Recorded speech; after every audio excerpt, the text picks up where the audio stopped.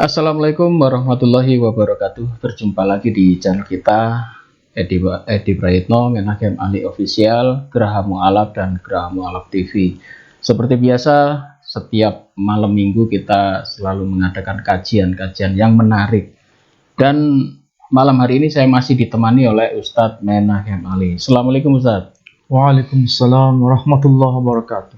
Tema kita pada hari ini, karena ini masih menyangkut ya di sebelah masih merayakan Natal, ini menyambung pembahasan kita kemarin yang kita juga kemarin membahas soal Natal ya, ditinjau dari perspektif Bible dan Al-Quran.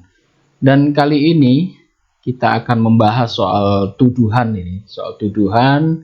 bahwasannya apa yang dikandung oleh Bunda Maria itu ada yang mengatakan bahwa itu memang berasal dari sang perawan, atau itu adalah sebuah tanda mukjizat dari Allah Subhanahu wa taala. Tetapi di sisi lain, kalau kita melihat terutama dari kitab Talmudnya orang Yahudi, itu ada tuduhan, yaitu bahwa Nabi Isa atau Yesus itu adalah karena Bunda Maria melakukan hubungan dengan seseorang yang bernama Pantera atau tentara Romawi ya, Sardaru Romawi waktu itu. Nah, untuk itu kita serahkan pada Ustadz Ali, apa benar soal tuduhan dua ini? Bagaimana, mana yang benar ini? Silakan. Ya, baik. Kalau kita membicarakan tema yang akan kita bahas pada malam hari ini, sebenarnya kita harus hati-hati supaya tidak disalahpahami oleh para pemirsa. Karena malam ini kita akan mencoba untuk menelusuri wacana-wacana teologis yang berkembang pada masa awal Masehi hingga masa awal sebelum Islam, risalah Nabi kita Muhammad SAW diturunkan di muka bumi. Nah, itulah sebabnya sebelum kita memulai mencoba untuk membedah berbagai literatur yang ada di depan kita, kita mulai dari Al-Quran dulu sebagai basic pengetahuan kita.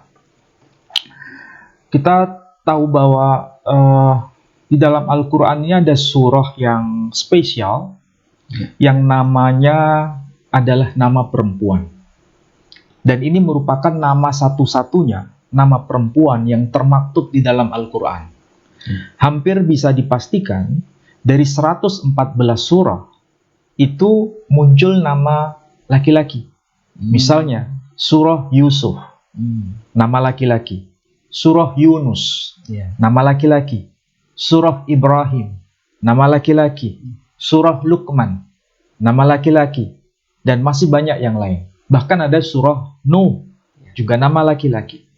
Tetapi kalau kita coba untuk membaca Al-Quran ini, ada sesuatu yang spesial, khususnya urutan surah yang ke-19, itu muncul nama perempuan.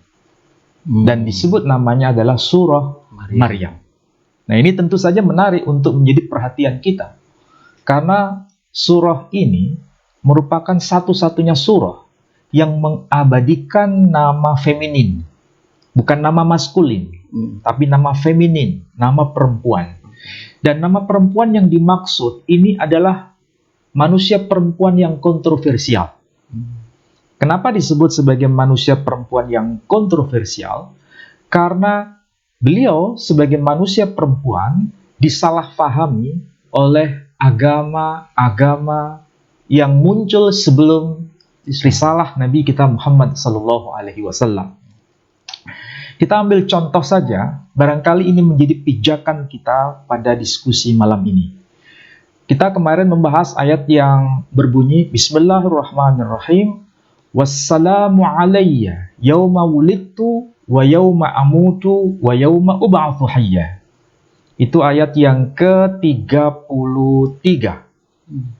Wassalamu, damai sejahtera, alayya, atas diriku, yauma wulidtu, pada hari aku telah dilahirkan, wa yauma amutu, dan pada hari aku akan meninggal, wa yauma ub'atsu hayya, dan pada hari aku akan dibangkitkan hidup kembali. Ini berkaitan dengan sang tokoh yang bernama Isa ibnu Maryam. Itulah sebabnya pada ayat berikutnya, ayat yang ke-34, secara sharih, secara jelas disebutkan dzalika Isa ibnu Maryam. Itulah Isa ibnu Maryam. Ini menarik. Ungkapan Quran ini menarik. Dzalika itulah Isa, yakni Isa ibnu Maryam, putra Maryam. Qaulul haq, perkataan yang benar, alladzi fihi yamtarun, ila akhirih. Nah, perhatikan di redaksi ayat ini disebut nama Isa ibnu Maryam. Arti harfiahnya Isa putra Maryam. Ini adalah sebuah istilah yang tidak familiar sebenarnya. Kenapa disebut sebagai istilah yang tidak familiar? Karena tradisi Timur Tengah, tradisi di kawasan Timur Tengah, itu nama seseorang itu dinasabkan kepada bapaknya. Atau nama seseorang, baik itu laki ataupun perempuan, itu dinasabkan kepada bapak kandungnya, bukan kepada ibunya. Itu kalau berdasarkan syariah. Kalau perspektif Islam, atau berdasarkan halakha dalam perspektif Yahudi. Jadi istilah halakha itu sama dengan syariah. Halakha itu bahasa Ibrani, hukum keagamaan. Syariah itu bahasa Arab, juga maknanya hukum keagamaan dalam tradisi Islam. Jadi kalau dilihat dari perspektif keagamaan di Timur Tengah, seharusnya yang muncul adalah nama laki-laki. Bin laki-laki, bukan bin perempuan. Tapi kenapa Al-Quran justru mengabadikan penyebutan nasabnya pada jalur perempuan? Ini ada dua opsi. Dan dua opsi ini menjadi persoalan yang kontroversi, bahkan polemik. Kalau dari sudut pandang Quran, kenapa dinasabkan kepada Maryam sebagai tokoh feminin? Karena Maryam itu melahirkan Isa bukan karena kelahiran secara wajar, bukan kelahiran secara biologis, dalam arti tidak melalui perantara seorang laki-laki, tetapi ini berdasarkan mukjizat. Ini istilah teologis sebenarnya. Jadi ini tidak bisa dibaca dari aspek historis. Ini bisa dibaca dari aspek teologis. Kalau aspek teologis, ya itu adalah informasi dalam kitab suci. Jadi dalam perspektif Islam, penyebutan nama Maryam di sini itu merujuk karena ada kelahiran yang sifatnya miracle, mukjizat. Sementara dalam tradisi Yahudi, itu juga disebutkan nasabnya itu melalui jalur perempuan. Maka disebut Yesu ben Miriam atau Yesu ben Stada. Stada itu sebetulnya bahasa polemik sebenarnya. Arti harfiahnya satid dami ba'ala, seorang wanita yang tidak setia kepada suaminya. Nah, ini bahasa Talmud itu, bahasa yang termaktub dalam kitab tradisi Yahudi. Dan kita tahu itu bukan dalam konteks mukjizat, tapi dalam konteks perselingkuhan. Itulah sebabnya karena dia dianggap sebagai anak dari hasil perselingkuhan, ini menurut perspektif Yahudi. Berarti dia disebut anak mamzer, anak zina. Maka anak zina statusnya itu disandarkan kepada ibunya, bukan kepada ayahnya. Ini adalah tradisi Yahudi. Dan kalau kita kembalikan pada tradisi Islam, sebetulnya hampir ada kesamaan perspektif, Pak Edi. Kalau di dalam Islam, tradisi syariah Islam, bila anak itu lahir tanpa kejelasan dari sang ayahnya, tanpa melalui jalur pernikahan, tapi perzinahan, maka anak itu nanti dinasabkan pada ibunya. Jadi kartu keluarga atau yang disebut apa itu? kalau di Indonesia, akte kelahirannya Kelahiran. bukan dirujuk pada ayahnya, Bin. tapi dirujuk binnya Binnya. kepada ibunya. Ibunya.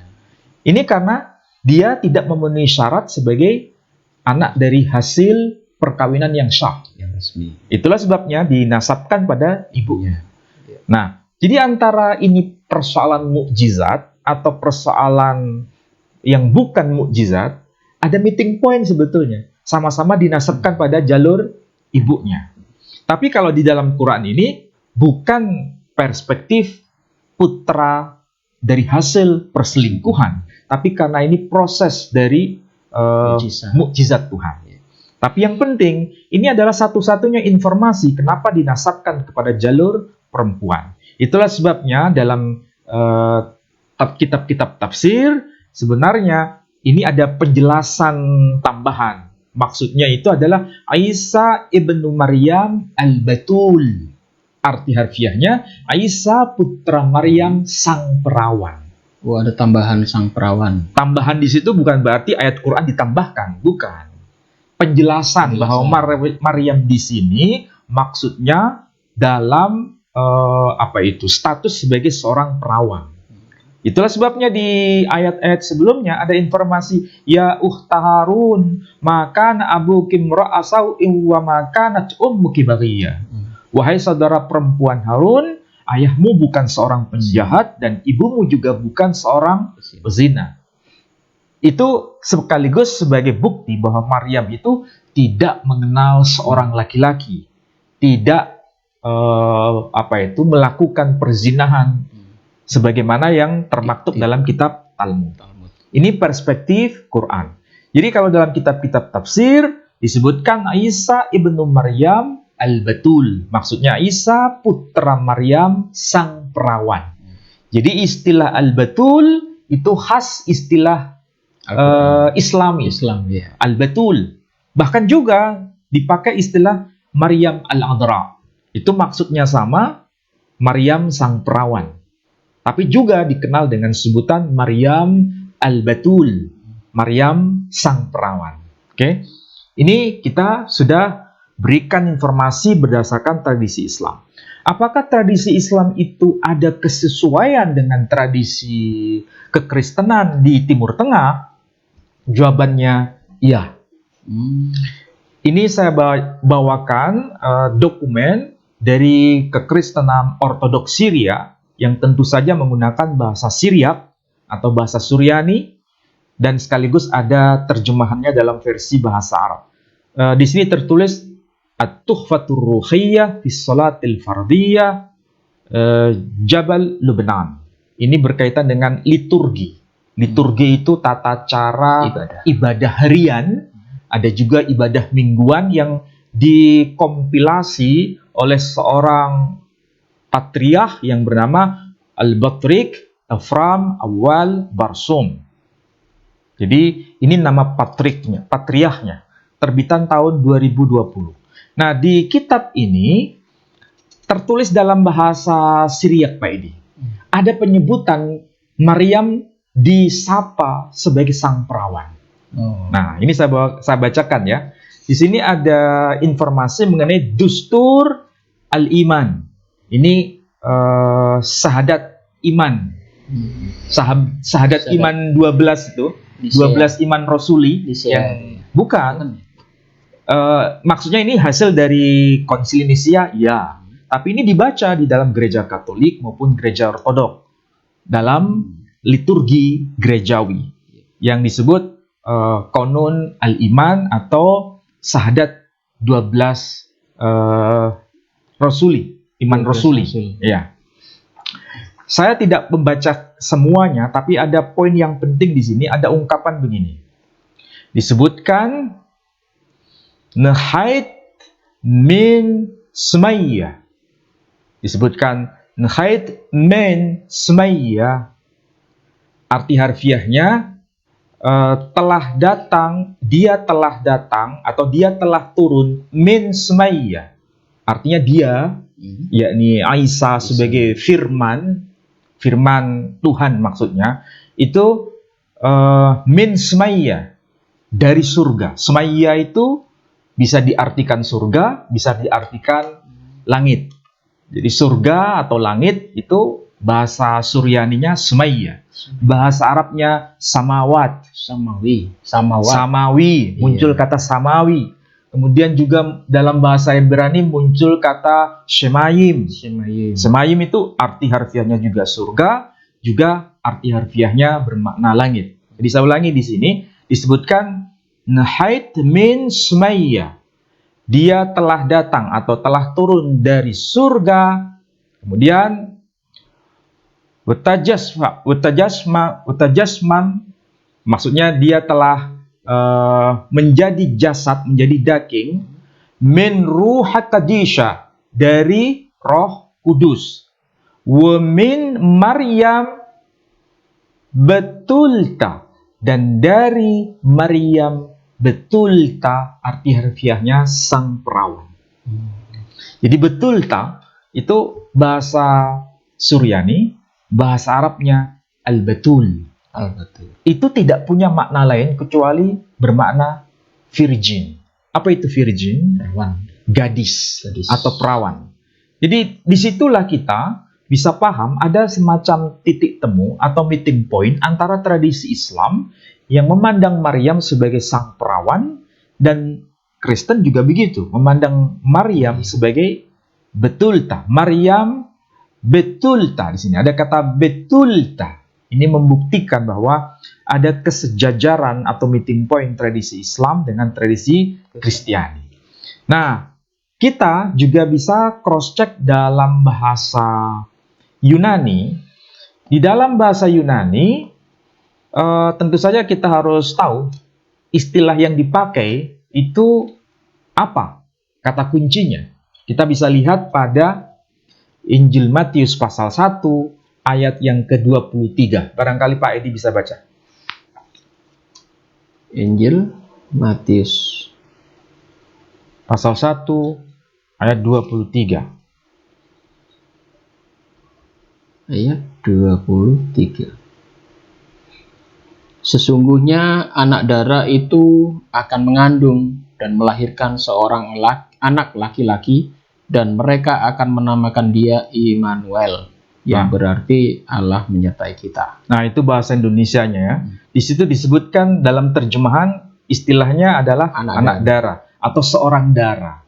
Darah itu kalau dalam bahasa kita, bahasa Indonesia, bermakna masih perawan.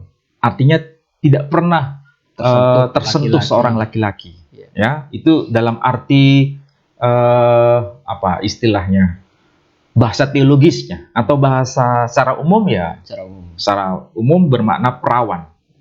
Di dalam teks bahasa Yunani disebutkan idohe parthenos en gastri eche kai tehetai huion.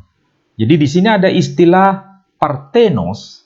Arti harfiahnya parthenos itu adalah sang perawan. Jadi seorang perawan.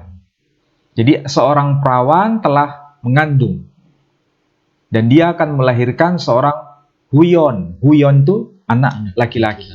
Jadi ini kita bisa baca dari teks bahasa Yunani memberikan informasi bahwa di situ tertulis sang perawan. Kalau kita lihat pada teks Peshitta, kalau disebut teks Peshitta itu maksudnya Bible atau Injil yang ditulis dalam bahasa asli Suryani. Makanya di sini tersebut Ketaba Kadisha. Jadi kalau disebut Ketaba Kadisha, arti harfiahnya kitab suci. Kalau bahasa Arabnya Al-Kitabul Muqaddas. Nah, kita bisa lihat teks yang termaktub pada, lihat ini, di ayat yang ke-23. Ya, itu sama dengan yang versi bahasa Indonesia. Di sini tertulis wahabetulta. Nah, di sini juga muncul ungkapan dehabetulta. Tibeton itu kalau bahasa bahasa Arabnya sama dengan button. Baton itu arti harfiahnya kandungan. Bahasa Arabnya. Bahasa Suryaninya juga sama, tibton. Tibton itu juga bermakna kandungan atau juga bermakna melahirkan. Jadi kalau disebut daha betul ta tibton, kemudian wetelet bra, dan melahirkan bra, seorang laki-laki. Wetikran smeh Emmanuel. Jadi wetikran smeh Emmanuel.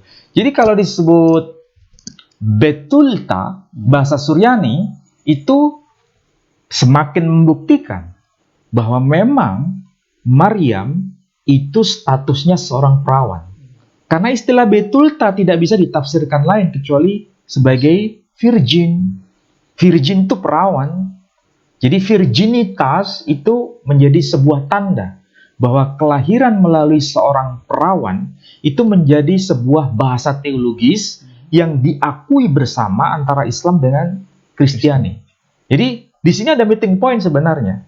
Meskipun ada perbedaan ya antara Islam dengan Kristiani dalam memandang Santa Maria, dalam memandang wanita atau perempuan yang bernama Maryam. Kalau dalam tradisi Islam, dia sebagai manusia perempuan yang suci karena menjaga kehormatannya, dan dia adalah seorang wanita yang sangat taat ibadahnya melalui hukum Taurat. Hanya sekedar itu. Dia akan melahirkan utusan Tuhan. Ya. Tapi kalau dalam tradisi Kristiani, beliau disapa sebagai Walidatul Ilah. Apa itu Walidatul Ilah? Ibunya Sang Tuhan. Nah ini beda ya. Kalau tradisi Kristiani memandang sebagai Maria itu sebagai Theotokos. Theotokos itu ya ibunya Tuhan atau ibu bunda Allah kalau dalam tradisi Kristen di Indonesia, atau bunda dari anak Tuhan. Sementara kalau dalam tradisi Islam dia adalah bunda dari utusan Tuhan. Nah, di sini ada perbedaan. Ya, perbedaan itu tidak perlu harus disama-samakan. Biarkan berbeda itu menjadi berbeda, tetapi bukan berarti tidak saling menyapa. Dan kedua agama ini bisa saling memahami satu dengan yang lain meskipun dalam perspektif yang berbeda. Tapi yang menjadi kunci bahwa Sayyidah Maryam adalah seorang al-batul atau betulta dalam bahasa Arabnya. Oke? Nah, tadi kita sudah buktikan tradisi Islam dengan tradisi Kristiani. Kemudian kita bisa lihat dari teks tulisan dari Santo Yerum yang hidup pada abad ke-4. Ini akan semakin 4 Masehi maksudnya.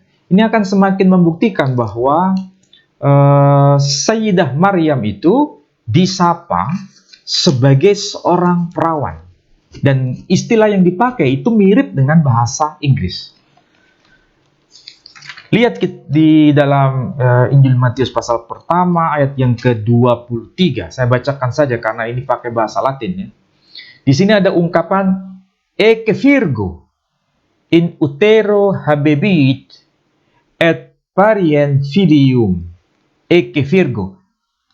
Seorang Virgo. Virgo itu virgin. Kalau bahasa Inggrisnya virgin. Ya kan? Jadi bahasa Latinnya Virgo. Bintang Virgo. Ya, jadi itu arti harfiahnya perawan. Coba lihat bintangnya itu kan wanita perawan. Itu ya. Iya kan? Gambarnya itu. Iya. Jadi sebetulnya ada koneksitas dengan tradisi yang berkembang sampai saat ini. Jadi Virgo itu seorang perawan. In utero habebit. Dia akan melahirkan et pariet filium, seorang anak laki-laki. Jadi ini menjadi sebuah tanda bahwa Virgo, virgin, perawan itu maksudnya sama. Ini ditulis sebelum Islam, risalah Nabi kita Muhammad SAW turun di abad ke-7. Berarti jaraknya sudah 2 abad sebelum Nabi dilahirkan. Ini Santo Yerum. Nah, kemudian Kalau dia disebut sebagai Al-Batul, Maryam Al-Batul atau Maryam Betulta. Sementara dalam bahasa Yunani tadi sudah saya kutipkan, itu disebut sebagai Maryam tapi sebagai Parthenos. Atau Maria sebagai Parthenos. Kalau disebut Parthenos, lalu apa hubungannya dengan ungkapan nama Pantera itu? Nah, di sini kita bisa rujuk dari tradisi Yahudi itu sendiri. Kita tahu tradisi Yahudi itu memang sejak awal itu memang tidak respect terhadap tokoh yang bernama Yesus Kristus. Kita menyebutnya Isa Al-Masih, saudara kita kaum Kristiani menyebut Yesus Al-Masih. Sementara orang Yahudi menyebut Yesus Hanotsri. Tidak respect sama sekali mereka terhadap sang tokoh ini. Bahkan Bunda Maria juga dituduh sebagai seorang pezina. Ini bukan bahasa yang keluar dari saya karena ini saya kreasi, bukan. Tapi saya mengutip dari tradisi Yahudi itu sendiri. Ini saya coba tunjukkan kepada pemirsa. Ada kitab yang disebut Igrot Harambam. Jadi ini surat-surat yang dilayangkan oleh sang tokoh yang bernama Rambam. Rabbi Moshe ben Maimon, disingkat menjadi Rambam. Ini tokoh yang sangat otoritatif dalam tradisi Yahudi. Tokoh ini secara jelas menyebutkan ada semacam bukti bahwa memang dia itu adalah manusia yang ditolak dalam tradisi Yahudi. Dia itu maksudnya Yesus Hanotsri, ditolak dalam tradisi Yahudi. Itulah sebabnya Quran itu aneh. Bukan dalam makna negatif ya. Kalau Nabi Isa menyebut kaumnya itu dengan sebutan Ya Bani Israel. Arti harfiahnya wahai Bani Israel. Sementara Musa menyebut kaumnya itu dengan ungkapan Ya Qaumi, wahai kaumku. Artinya kalau Musa menyebut bangsanya dengan sebutan Ya Qaumi, memang dia bagian dari bangsa Bani Israel itu sendiri, dari nasab bapaknya. Makanya dia sebut dalam bahasa Quran Ya Qaumi, wahai kaumku. Maksudnya wahai Bani Israel dengan sebutan Ya Qaumi. Sementara Nabi Isa ketika menyebut bangsanya tidak disebut dengan sebutan Ya Qaumi, tapi Ya Bani Israel. Seakan-akan dirinya itu ada jarak dengan bangsanya. Karena memang dirinya itu sebagai seorang Bani Israel tidak terhubung nasabnya melalui jalur laki-laki. Makanya dia sebut Ya Bani Israel. Itu kan bahasa yang ada jarak. Bukan bahasa yang semakin mendekatkan. Tapi kalau Musa, bahasa yang semakin mendekatkan. Ya Qaumi, wahai kaumku. Ini bahasa Quran sangat jeli dalam persoalan ini. Dan memang betul di sini ada ungkapan yang jelas disebutkan dengan bahasa yang sangat penting. Bentar ya.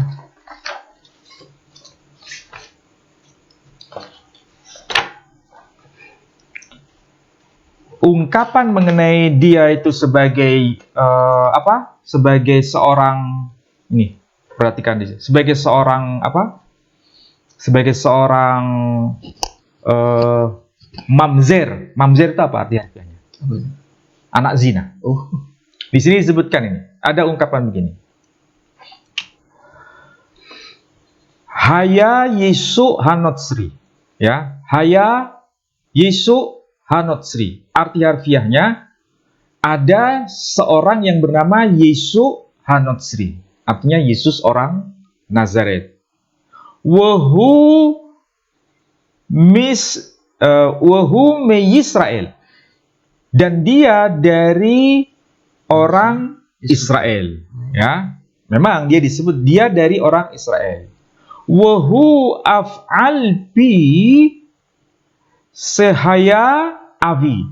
Dan dia itu punya seorang ayah, disebut Avi. Dia punya seorang ayah, haya Avi, Goy. Ayahnya itu seorang Goy.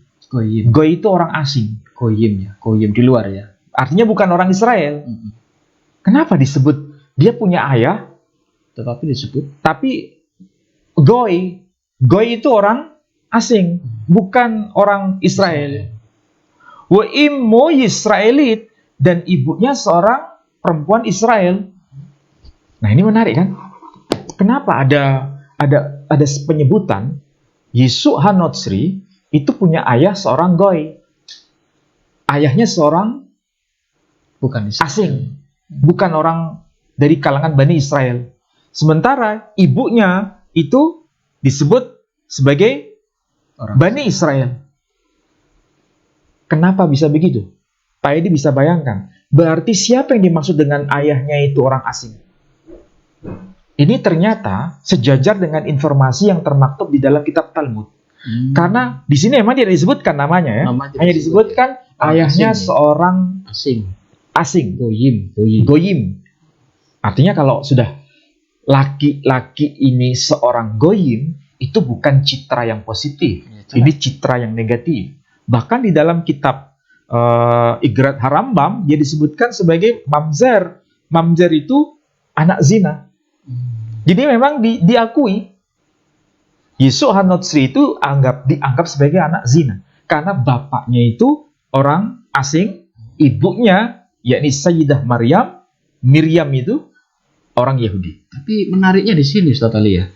Ini orang Yahudi menuduh Nabi Bunda Maria itu sebagai pezina, justru yang menjawab malah Al-Quran ya. Itulah sebabnya apa yang terjadi sebelum Islam risalah Nabi Shallallahu Alaihi Wasallam datang, memang terjadi dua kubu yang saling menafikan. Dua kubu yang dimaksud adalah tradisi Yahudi dan tradisi Nasrani. Kalau tradisi Nasrani, siapa tokoh yang bernama Isa Al-Masih atau Yesus Al-Masih atau Yesus sebagai putra Parthenos, putra sang perawan. Ya. Sedangkan kalau tradisi Yahudi, mereka menyebut Yesus itu sebagai putra Pantera, bukan putra Parthenos. Kalau putra Parthenos itu putra sang perawan. Kalau putra Pantera itu putra atau anak dari seorang tokoh serdadu Romawi yang bernama Pantera. Hingga turun ayat Al-Quran bahwasanya ibumu itu bukan seorang pezina. Itu kan jawaban dari Al-Quran. Itulah jawaban dari Al-Quran dari dua wacana yang sama-sama ekstrim. Iya.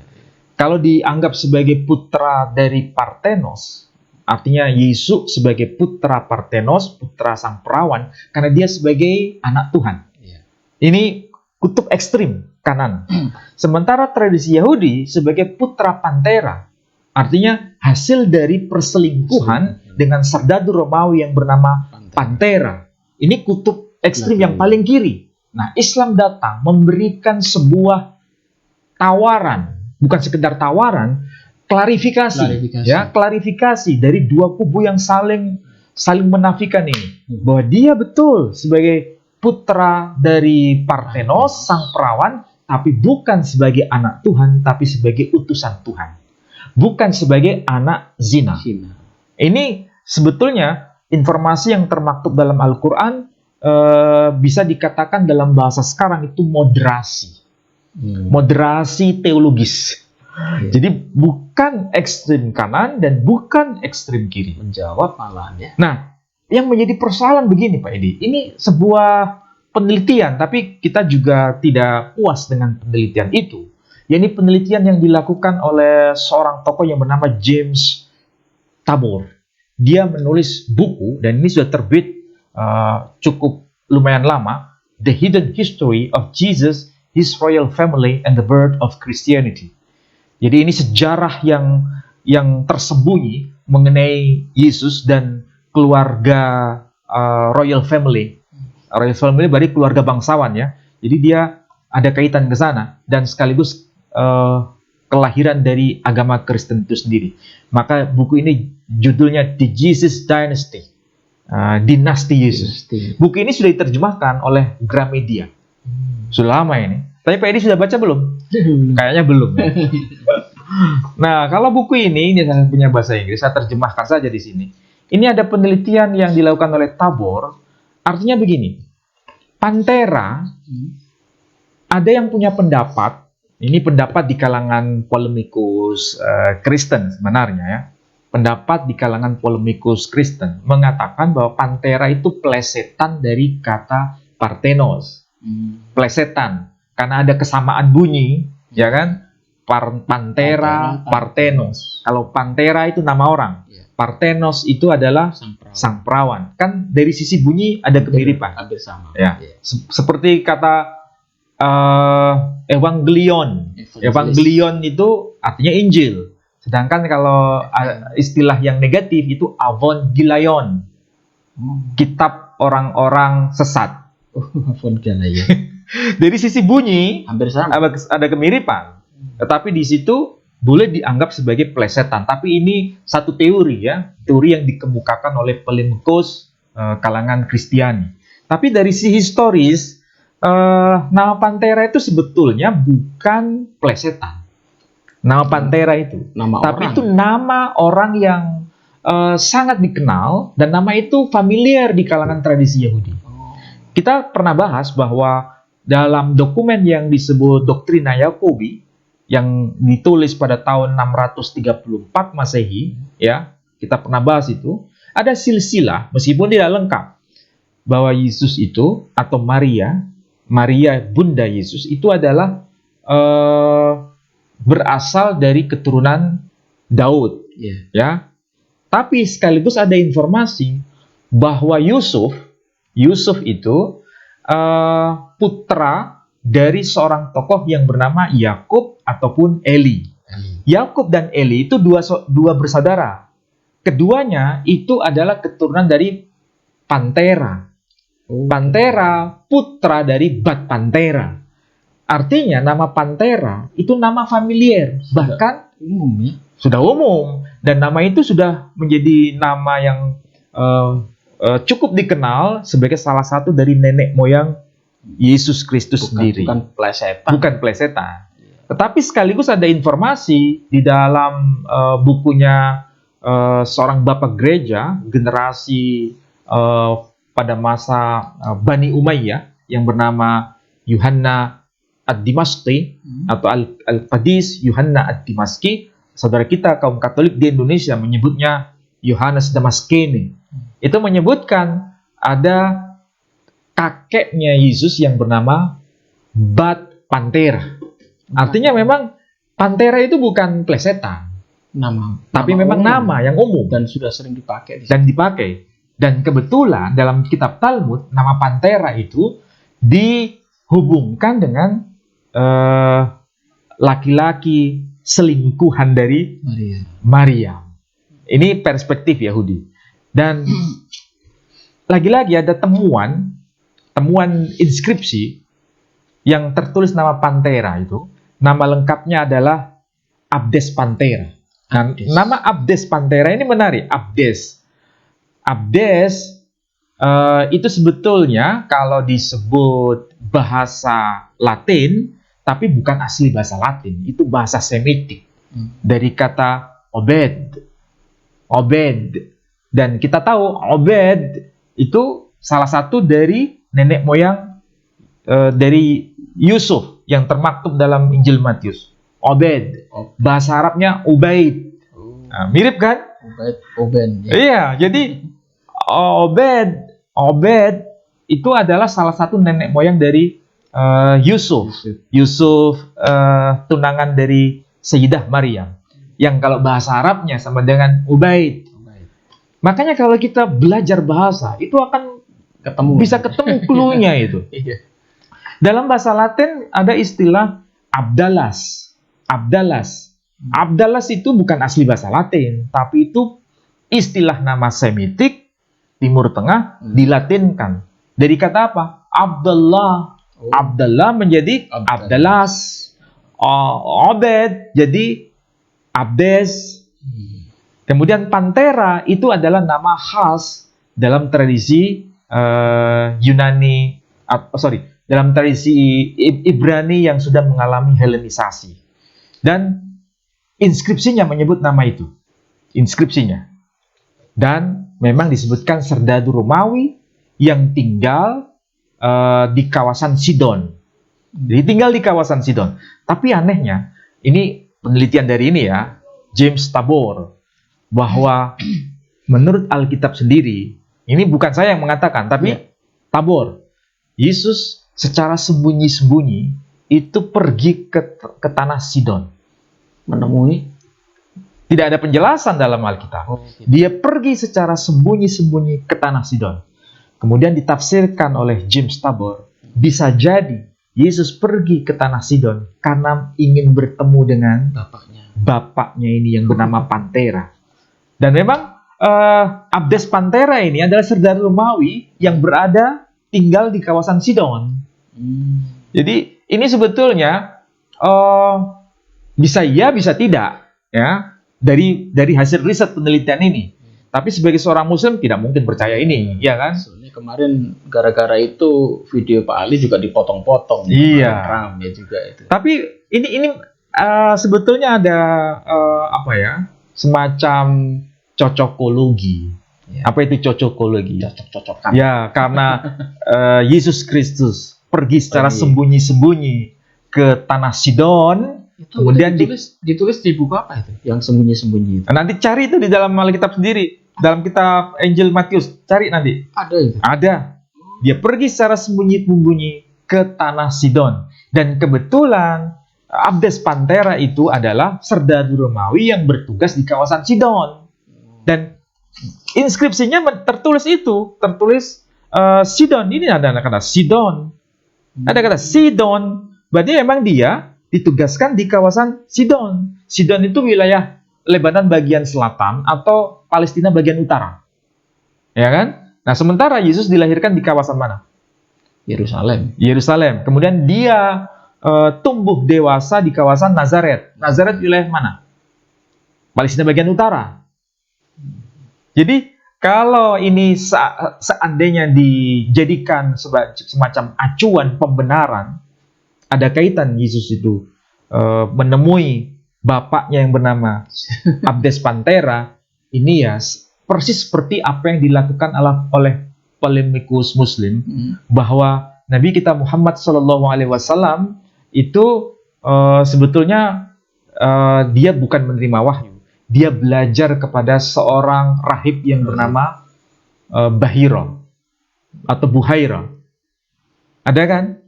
Tuduhan seperti itu. Tuduhan seperti itu. Kenapa? Buhaira tinggal di kawasan Mekah, ya kan? Ahli kitab, ahli Injil, menulis Injil dalam bahasa Arab. Dan akhirnya dituduh Al-Quran menjiplak sebagian isi Injil. Persis seperti ini. Jadi kalau misalnya ada non-Muslim menuduh Nabi Muhammad SAW dikira belajar Taurat Perjanjian Lama, Perjanjian Baru kepada seorang rahib yang bernama Buhaira, ya, ada tuduhan juga di kalangan Kristiani berkaitan dengan bapaknya Yesus itu adalah di Sidon. Dan Yesus secara sembunyi-sembunyi pergi ke Sidon. Makanya jangan sekali-kali menuduh. Kalau menuduh, tuduhan itu akan balik kepada dirinya sendiri. Ya, hati-hati dengan tuduhan itu. Jadi menarik ini kalau Yesus punya bapak, tapi itu bertentangan dengan Al-Quran. Ya jelas Al-Quran tidak mengatakan demikian, tapi ini hasil riset karena memang ditemukan nama Pantera, kemudian ditemukan nama Yesus, ditemukan nama Miriam. Itu kan nama-nama yang umum di masa awal-awal Masehi. Tapi apakah itu betul merujuk kepada Isa Al-Masih? Apakah itu betul merujuk kepada Miriam atau Maryam Al-Batul atau kepada Maryam yang lain? Nah, itu kan problem.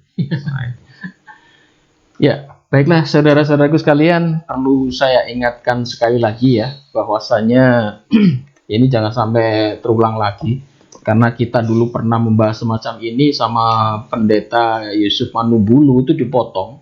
Seakan-akan Ustadz Ali menuduh Bunda Maria itu berselingkuh dengan Pantera, padahal ini kan sebuah kajian yang panjang ya. Kemudian dipotong ucapan Ustadz Menahem Ali sehingga orang banyak, bahkan orang Islam sendiri juga marah-marah sama Ustadz Menahem Ali ya. Itulah sebabnya sekarang video kita dikasih timer ya. Jadi kalau ada yang motong-motong sebagian, Itu nanti kelihatan dari timernya bagian mana yang dipotong. Jadi untuk Anda supaya lebih paham, kita udah panjang lebar menjelaskan di sini, dilihat dari dua sisi. Ada sisi yang dari sisi kanan, ada yang tuduhan dari sisi kiri. Yang dari sisi kanan yang diimani oleh umat Kristen, termasuk yang diimani oleh umat Islam, bahwasanya Nabi Isa atau Yesus Kristus itu lahir dari Bunda Maria Sang Perawan. Beliau lahir kalau menurut Islam karena mujizat dari Allah. Kalau menurut Kristen itu adalah istilahnya ya, jelmaan ya, menjelma, apa itu? Inkarnasi dari Allah. Dari Allah kepada manusia yang bernama Yesus Kristus. Tapi tadi udah dijelaskan oleh Ustaz Menachem Ali bahwa itu sebuah perbedaan, nggak usah diperuncing karena apapun itu masing-masing diimani ya. Karena mereka mengimani seperti itu, Islam juga mengimani seperti ini. Jadi kalau dua kubu ini saling dibenturkan ya nggak pernah ketemu ya. Dan untuk jawaban bahwa Bunda Maria itu mempunyai selingkuhan sebetulnya sudah dijawab di dalam Al-Quran, bahwasanya Al-Quran dengan tegas mengatakan ibumu itu bukan seorang pezina ya. Tapi kenapa kamu berzina? Tapi kenapa? Saudara-saudara sekalian, dari kajian ini kalau Anda ingin mendukung kami, silahkan Anda bisa berdonasi ke yayasan kami, Yayasan Pembinaan Mu'alaf At-Tauhid, yang sampai hari ini kita punya binaan mu'alaf banyak di Surabaya, di luar kota, bahkan di beberapa wilayah. Bahkan besok tanggal 25 kita membuka cabang baru, ada di Bojonegoro. Dan kemungkinan nanti ke depan kita akan semakin melebarkan sayap. Semoga perjuangan kita ini juga didukung oleh yang lain-lain untuk membentengi umat Islam. Dan alhamdulillah juga banyak yang masuk Islam, kita mu'alafkan. Dan untuk Anda yang ingin mendukung perjuangan kami, Anda bisa salurkan di donasi yang ada di bawah ke Bank Syariah Indonesia di nomor rekening 11188899971 atas nama Yayasan Pembina Mu'alaf At-Tauhid Jawa Timur ya. Semoga Anda yang sudah menyumbang, Anda mendapatkan pahala dari Allah dan rezeki Anda dilipat gandakan. Amin ya. Ini Ustaz ada closing ini, silakan Ustaz. Ya, baik. Islam datang itu memberikan wacana alternatif, wacana yang tentu saja muncul karena sebelumnya ada dua wacana yang saling bentrok, ada dua wacana yang saling menafikan, yang satu ekstrim kanan, yang satu ekstrim kiri. Yang ekstrim kanan menyebut Yesus sebagai putra Parthenos, sedangkan yang ekstrim kiri menyebut Yesus sebagai putra Pantera. Jadi Yesus bar Parthenos, yang satu menyebut Yesus bar Pantera. Ini keduanya tidak bisa didamaikan. Dua wacana ini sampai sekarang masih berlanjut. Karena ini berkaitan dengan iman agama Yahudi, yang satu iman agama Kristiani. Sementara Islam datang memberikan alternatif, wacana alternatif. Arti harfiahnya memang Maryam disebut sebagai Maryam Al-Batul atau bahasa Yunaninya disebut Parthenos. Tapi bukan sebagai bunda Allah, tapi sebagai wanita yang taat pada hukum Taurat. Wanita yang taat kepada hukum Tuhan. Sekedar itu, tidak lebih dari itu. Ini poin pertama. Poin yang kedua, istilah yang dipakai Quran adalah Isa ibnu Maryam. Artinya memang dia lahir dari seorang manusia perempuan istimewa. Karena dia sebagai utusan Tuhan dan bukan sebagai anak Tuhan. Dua wacana yang dimaksud, arti harfiahnya anak Tuhan dan utusan Tuhan, ini adalah dua konsep dari dua agama yang sampai sekarang masih hidup berdampingan, yaitu agama Kristen dan agama Islam. Dan saya kira tidak mungkin bisa dicampur adukkan dua hal ini. Tapi saling toleransi dan saling memahami supaya tidak melakukan persekusi secara teologis, tetapi bisa didiskusikan secara akademik, dan saya kira itu sesuatu yang amat penting. Saya kira demikian Pak Edi.